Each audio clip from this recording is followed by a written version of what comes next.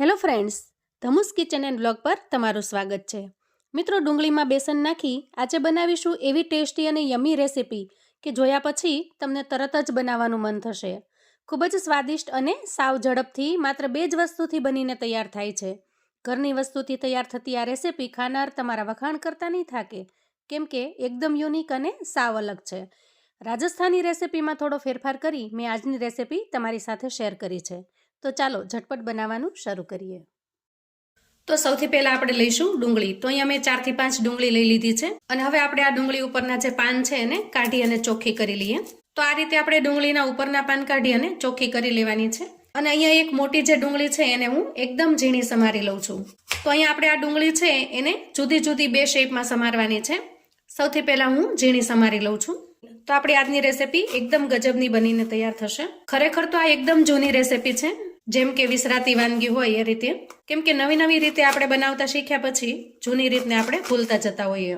તો અહીંયા આપણે ડુંગળીને એકદમ ઝીણી ઝીણી સમારી લીધી છે. આપણે એક ડીશની અંદર કાઢી લઈએ અને બાકી વધેલી ડુંગળીને આપણે લચ્છામાં કાપીશું. તો આ રીતે આપણે એકદમ ઝીણા ઝીણા લચ્છા કરી લેવાના છે.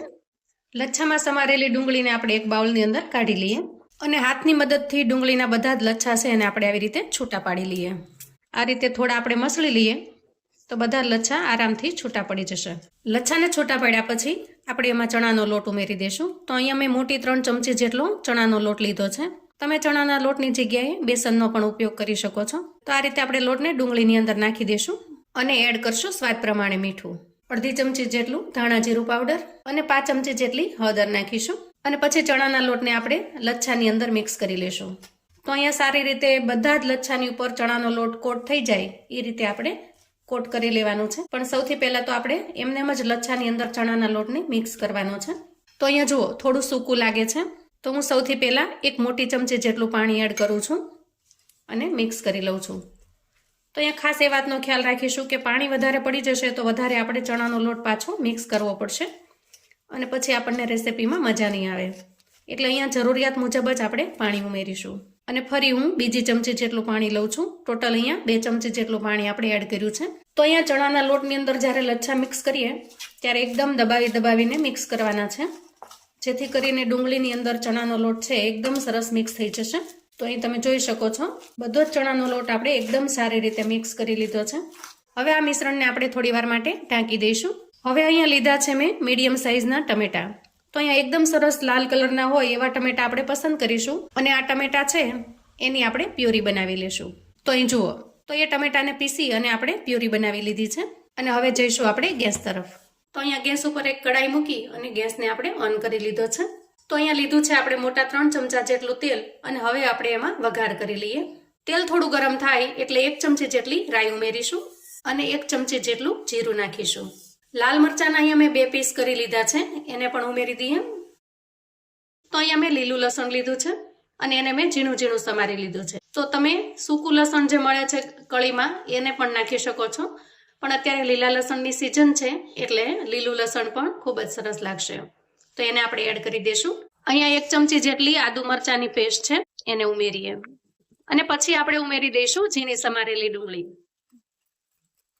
અને બધી જ વસ્તુને આપણે મિક્સ કરી દઈએ. તો અહીંયા ડુંગળીને આપણે એકદમ બ્રાઉન કલરની થાય ત્યાં સુધી સાંતળી લેવાની છે, જેથી કરીને એના અંદરનું બધું જ કાચાપણું દૂર થઈ જાય અને એકદમ સરસ ફ્લેવરફુલ બની જશે. ગેસની ફ્લેમને આપણે હાઈ ટુ મીડિયમ રાખીશું અને સારી રીતે સાંતળી લઈશું.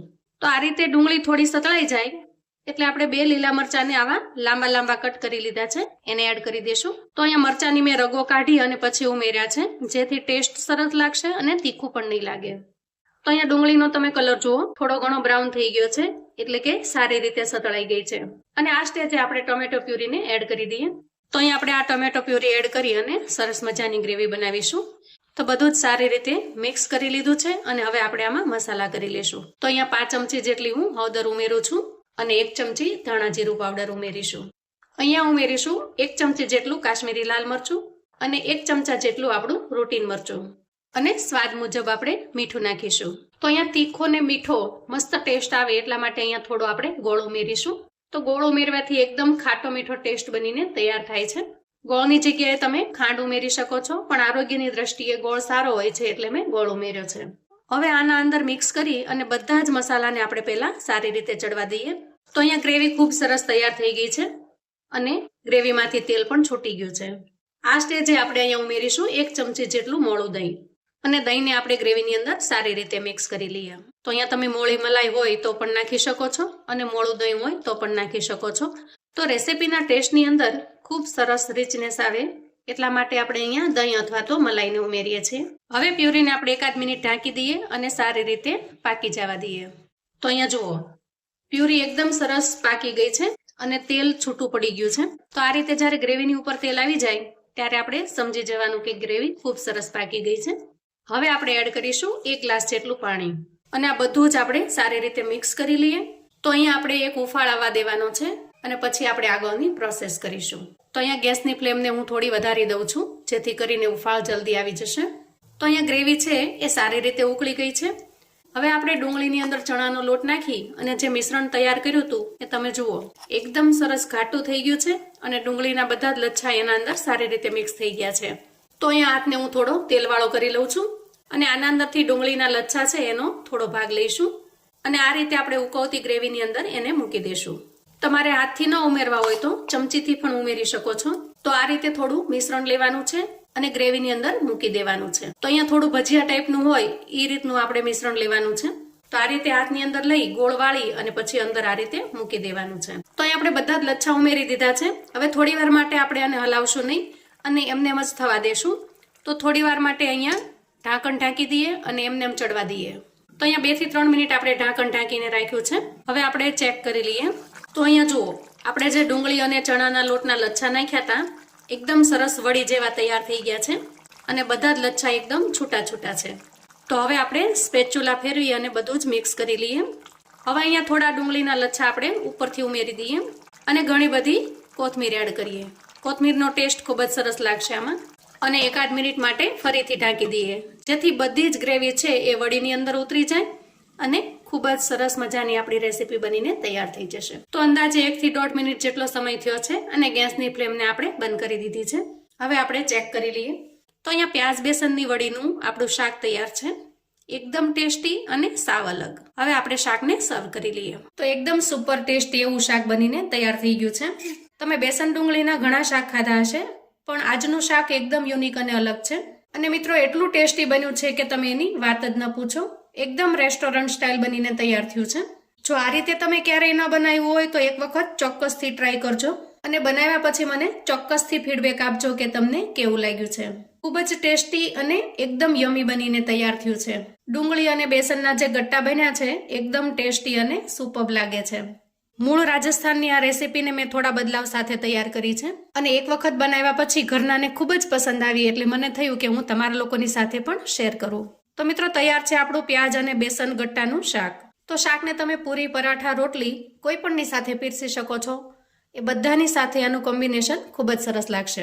તો મિત્રો અચાનક મહેમાન આવે અને આપણી પાસે લીલોતરી શાક ન હોય તો તમે આ શાક બનાવીને તૈયાર કરી શકો છો અને જેને પણ ખવડાવશો ને ચોક્કસ એક વખત તમને આ શાકની રેસીપી પૂછશે. એટલું સરસ ટેસ્ટી બનીને તૈયાર થાય છે. અહીંયા તમે ગટ્ટાનો લુક જોઈ શકો છો.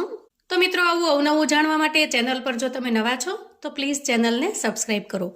વિડીયો ગમે તો લાઈક અને શેર કરો. તમારા સગા સંબંધી મિત્રોને પણ આપણી આજની આ બેસન અને ડુંગળીના ગટ્ટાની રેસીપી ચોક્કસથી મોકલજો જેથી એ લોકો પણ આ નવી રીતનું બનાવેલું શાક છે એ બનાવી શકે અને તૈયાર કરી શકે.